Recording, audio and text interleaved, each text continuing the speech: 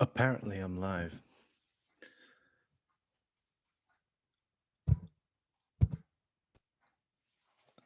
Is this the mic? Is this the right mic?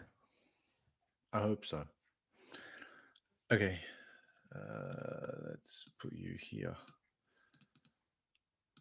Hello. All right.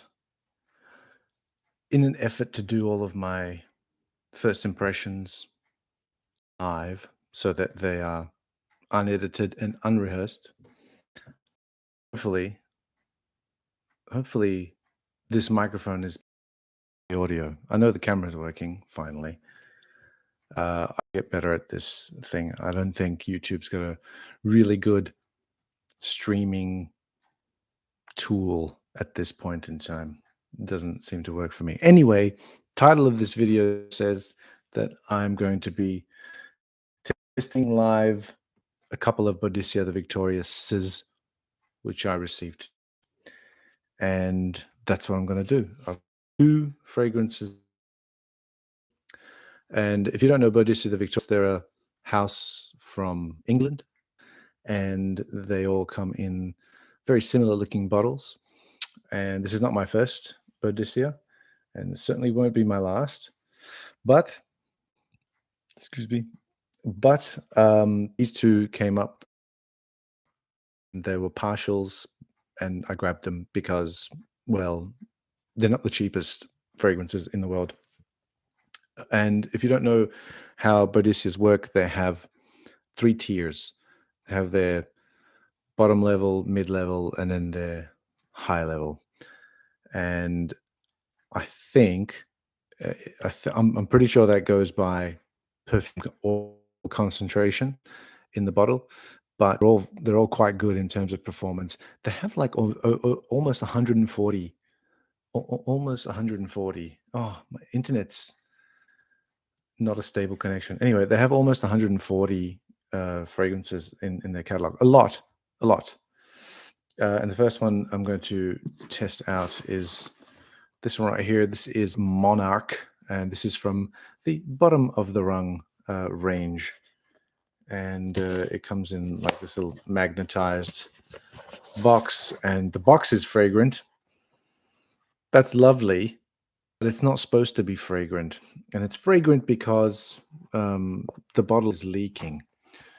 It's a leaky bottle. But if you keep it upright, you should have no problem. If you don't keep it upright, then you have a problem, as what I found out, because I had a bit of a problem when I opened up the cap and a lot of juice came out with it. I have cleaned it up. This is Monarch, which is, where is it? Yeah, there we go, Monarch. A leather fragrance. I'll show you a little bit. This looks like clear bottle, kind of yellowy juice, front, Monarch on the back. Hit the lid. I'm not going to turn it upside down because then everything will leak out of it. Yes, I am going to chuck this on, and yeah, this one, it's okay.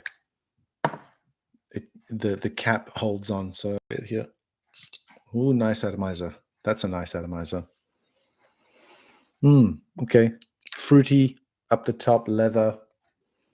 I can smell leather already.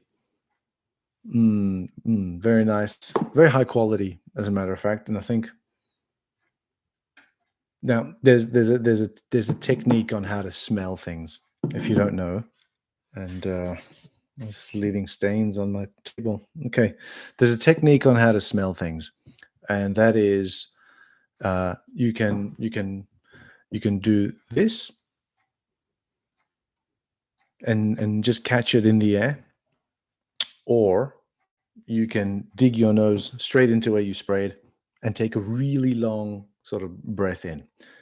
And there's benefits and there's pros and cons to doing the first one, which I recommend, which is just getting the wafts of it in the air like that, because that's how other people are going to smell you, and that's how you're going to smell yourself throughout the day.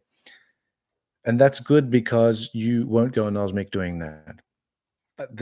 but you won't get all of the notes at the one time doing that. You won't get all the nuance doing that either, unless you sort of wait all the way through and wait for a fragrance to develop all the way through.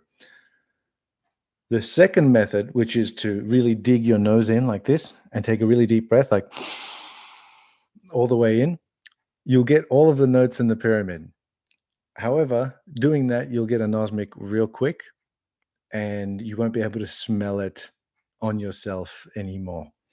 So if you're testing, then you can do a couple of whiffs of a really deep whiff, and you'll be able to test and see where all the notes are at and get the nuance of the fragrance. But if you're actually wearing it and you want to smell yourself throughout the day and judge how the longevity of a fragrance is, then you want to just have it somewhere nearby, maybe in your clavicle here. As you move your head, you can smell yourself, or just have it somewhere where you can, direct air up to you and smell it in the air. So that's on there. Really nice. Really nice. I think there's some dry cardamom in here, a la Voyage de Hermes, the parfum version. It's that dry sort of cardamom. It's not a sweet cardamom in here. The sweetness is coming from like a berry note, like a red berry note. That's what it says anyway. But there's definitely leather in here. And the leather in here is like it's like a more refined ombre leathery leather in here. Yeah. Yeah. In terms of citrus, I don't get much. It's really in the background. But yeah, the majority of it is just leather, and there's the woody element in here, which comes from the oud. So there it is. Um, Forearm is really good as well, and the reason that I do most of the time testing on the forearm, and I would have done it, but I've got other stuff on here at the moment, so I went with the. I'm not trying to show off my guns or anything, but the forearm is good, especially for guys who have like a bit of hair there, because hair keratin absorbs moisture, and therefore it's one way of making your fragrances last longer is spraying it on somewhere that you have hair. I wouldn't recommend you go spraying it on your beard. You can if you want to, if you have one. Forearm is a really good spot as well, and of course you can always do this and enjoy yourself throughout the day. So yeah, forearm's a really good spot. Next one, I'm not going to take too long with this live stream because I don't think I'm really good at them. But yeah, here's the next one that I'm going to test out. This is Amethyst, again, by Boadicea. And this one comes in a different type of box, which you open up like this. And the mid-tier boxes come like this. I have a bottle of Vanquish, which also comes in a similar box. As a matter of fact, this one I have to be very careful taking out of the box because the lid, oh, well, now it's going to prove me wrong. Oh, there it is. There you go. So the lid, you can't hold it by the lid. And that's terrible in terms of quality control. And the plaque on the back is going to sort of peel away from the bottle.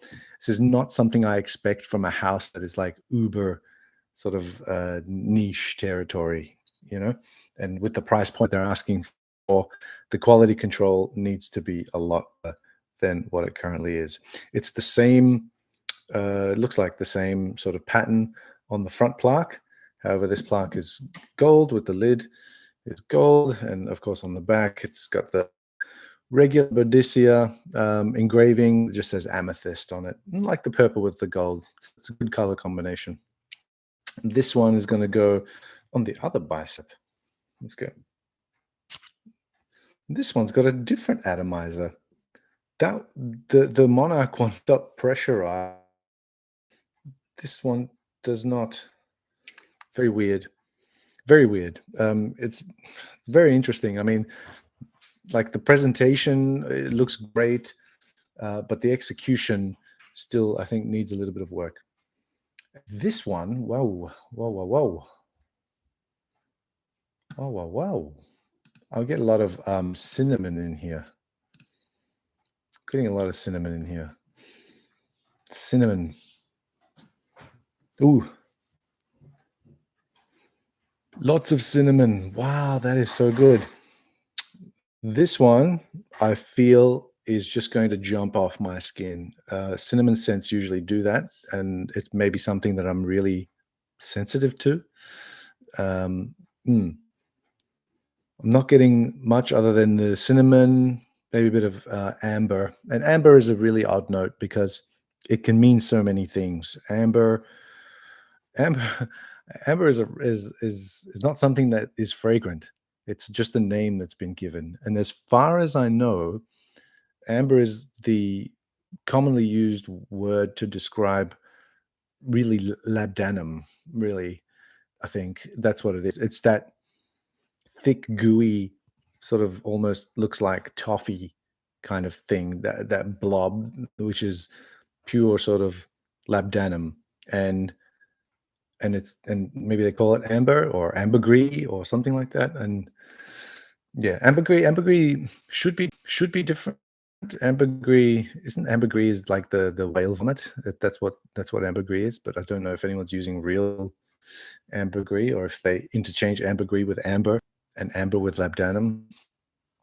Unsure of the terminology, but it's definitely smells purple. That's a really weird thing to say. Hmm. Yes. Okay. You know what? It actually has a similarity to a quite a cheap fragrance, and I'm not saying that this is cheap smelling in any way because that cheap fragrance really smells very, very good. The one I'm talking about is Azzaro Pour Homme Intense. That's got a similar opening, although not as heavy on the cinnamon as Amethyst is. That one's a bit more boozy.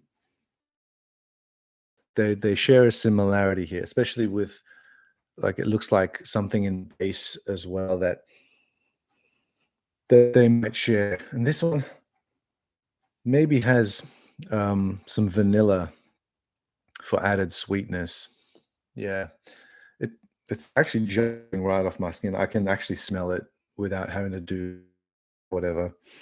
Very, very, very well projecting. I don't have that much of it. I mean, it's maybe like at 40% of the bottle, but I think that would do me uh, in terms of in terms of how much I would ever need. I don't think I'll be able to get through this anyway, given the amount of fragrances I have at the moment.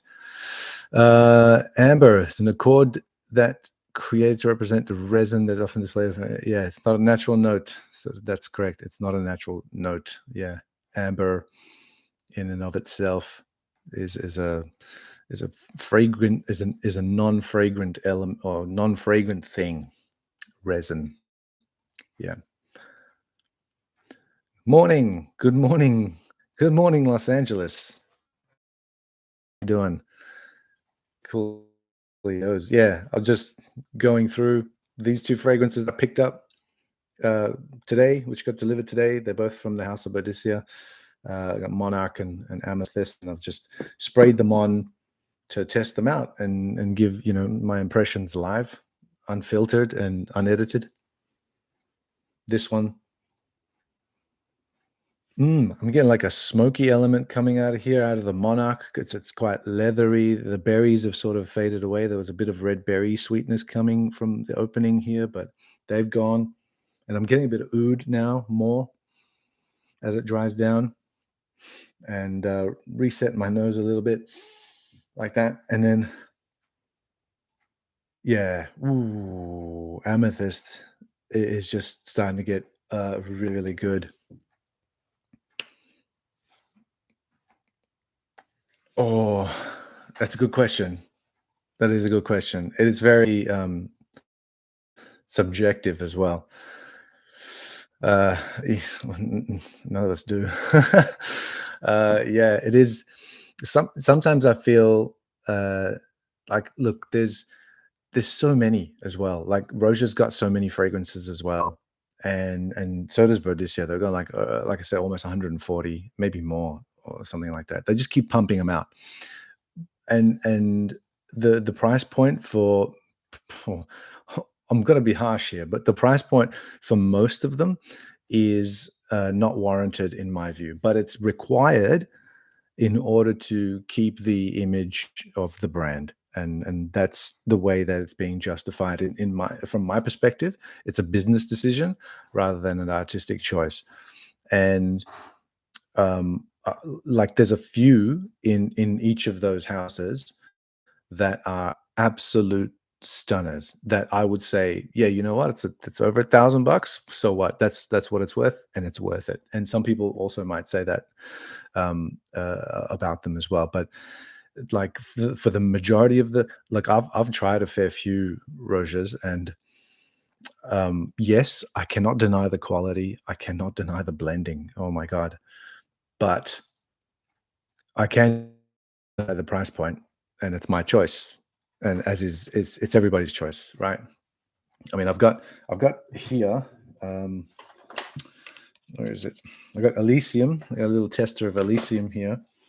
I got a little tester of Scandal, and I've got a tester of, where is it now?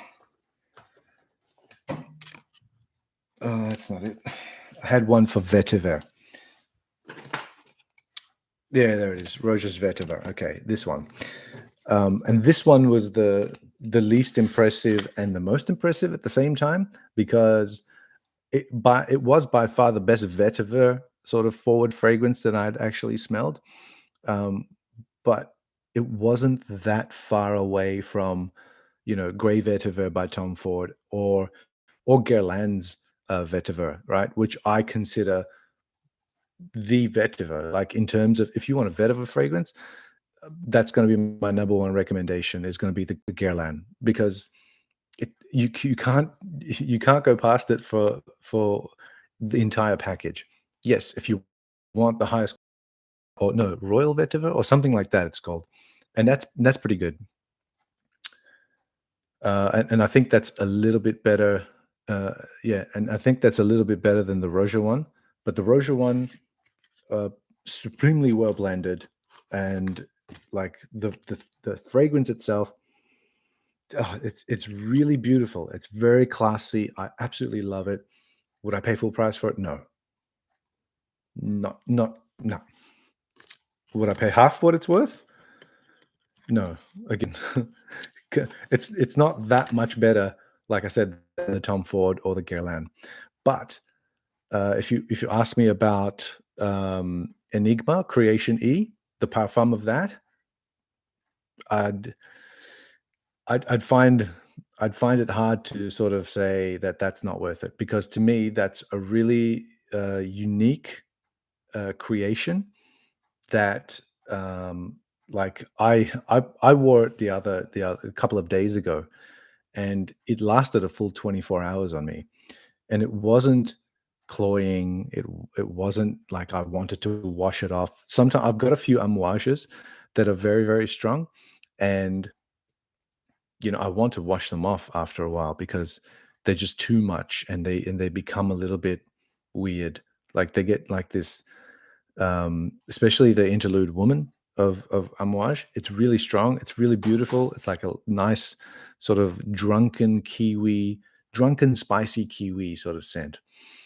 But after about 12 to 15 hours, it turns into like a body odor kind of smell, and I don't want that on me, and I want to wash it off.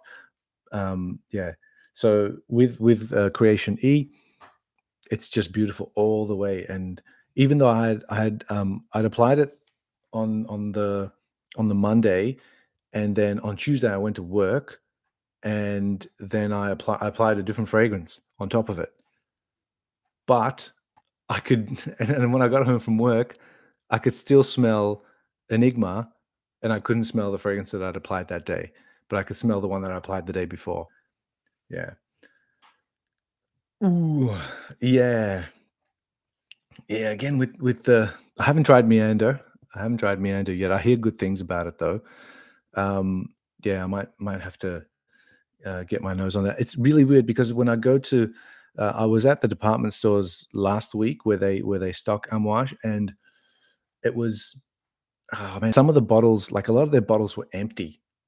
I was like, well, why are your testers empty? I'm not, I don't want to pay $500 for a bottle of fragrance if I can't test it, you know? And all I could do was smell the cap, and that's not good enough. So, yeah, I should make my way into the city maybe and go to a real perfumery instead. The Attars, yeah, I don't know, like with longevity, I have my thoughts on longevity in that. Yes, I do want it I do want a fragrance to work well for a long time. But I don't mind because if I go to the office, I generally just chuck a bottle in my laptop bag when I go to work, and I'll just apply it again throughout the day if it's poor performing. So I don't really mind. But for people that want beast mode and 24-hour longevity, I don't agree with that. I mean, yeah, like I want a bit of variety. If I want to smell like the same thing, for 48 hours, then yeah, yeah. Yeah. Well, there you go. Yeah. It's not uncommon. Yeah. I suppose everybody passing through. Yeah, I remember even when I was a kid, we'd pass through department stores and we'd just be like, "Yep, this is me for the day," and walk away. I'm sure the sales assistants were very upset at us teenagers back then. But yeah, it's interesting. But yeah, these are coming back to this. The Monarch has gone more woody, so the oud has come a little bit more forward. The leather is still there. It's actually really nice. It's really, it feels like a clean white shirt kind of leather, like a clean white shirt kind of leather. That's really weird, but that's what it's coming off as. The amethyst is always getting deeper into it, and if I'm not is coming in and watching me, I'm not smelling my armpits. I'm smelling where I sprayed it here on my bicep. So it's really weird. I should do this instead. Mm. Yeah, so good. I love that cinnamon. It's probably one of the best cinnamon notes I've smelled in the fragrance amethyst. Um, Getting late. I need to pack up and get myself ready for a busy day tomorrow. But yeah, hopefully I'll upload some more sort of proper videos and proper reviews. Maybe another music video. Who knows? But yeah, these were my unedited. So I'm going to try and keep this going where I get a fragrance that I've never smelled before and I want to do a first impression of. I'll do it live so that you can hear me waffle on about it and see how wrong I am. Because sometimes I get notes that no one else gets and I get told off because that's not the right notes. I'm like, well, that's what I'm smelling. So there you go. But yeah, these two, wow, if you can afford them, I'd say, I don't know, because this one is in that mid-tier line, and this one's in that bottom of the rung line. And I think that you can get better for this price for the leather smell. I mean, ombre leather is quite good. Is it as good as this? No, I don't think so, because I think that's a bit too one-dimensional. This is a little bit something else in there. This, however, the quality is just apparent, and I think it's just absolutely exploding off my arm here still. So I think it's going to last for a very long time, and I'm pretty sure that the oil concentration on these on this mid-tier line is quite high anyway, higher than most. And I know that the sapphire range that they have with they usually have like little sapphire, like blue sapphire, turquoise sapphire, green sapphire. Yeah, they're like at 40+% of perfume oils in the bottle. So their sort of longevity and projection is nuclear. So, but there you go. Great house. Love their bottle design. Love their aesthetic. I like a lot of their fragrances. Do I think that that the quality control is great. No, no, it's not. You would never find roja with any of these quality control issues at all. And actually, just probably just to let you guys in on something that I've been in talks with this house uh, to to take advantage of their bespoke service, because they do create bespoke fragrances for you. Then you can put your own design on the plaque. You can choose what color bottle and what color metal you want, and all the engravings on the back or whatever. And if you're in the UK, in London, then you can go to their, I guess, their office or their headquarters, and get a custom fragrance made for yourself, and which will be one of one, a very unique scent. Of course, me not being there, I can only get one of the existing fragrances put into a bottle of my design, and I've been in talks with them to get that done. However, I haven't heard anything back since the mock-ups came back. So yeah, I haven't heard anything back, and I don't know now if I want a sort of a botch job sort of bottle comes to me and I'm all happy about it, but then the lid doesn't stay on and the bottle is leaking and the plaque falls off or anything like that. So yeah, yeah, I don't know how much it was going to cost. I hadn't discussed a price for that, and I'm pretty sure it'll be up there. And I thought, because every year I do a massive fragrance haul, and I've done a couple of, for the last couple of years. I've actually videotaped them. Oh my god, I've actually put them on YouTube as a video. Videotaped them.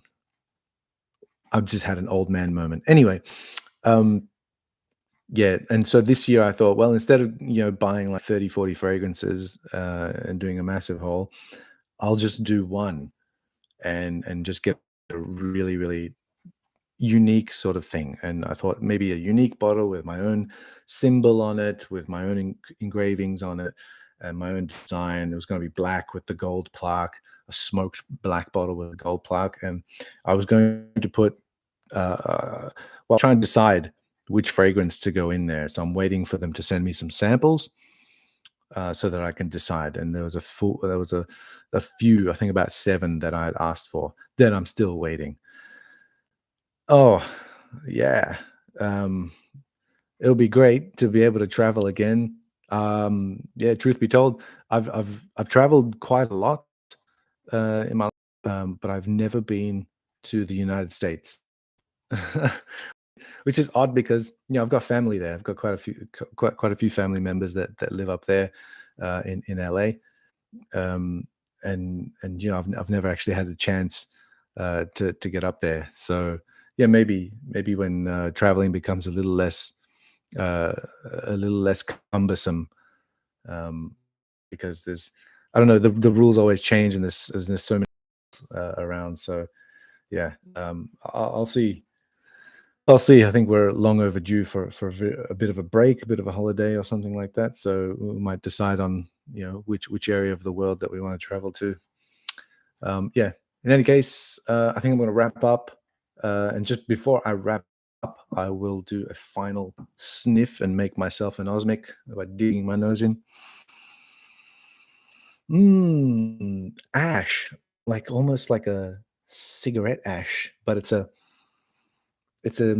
leathery cigarette ash. It might be the oud mixing with that leather accord.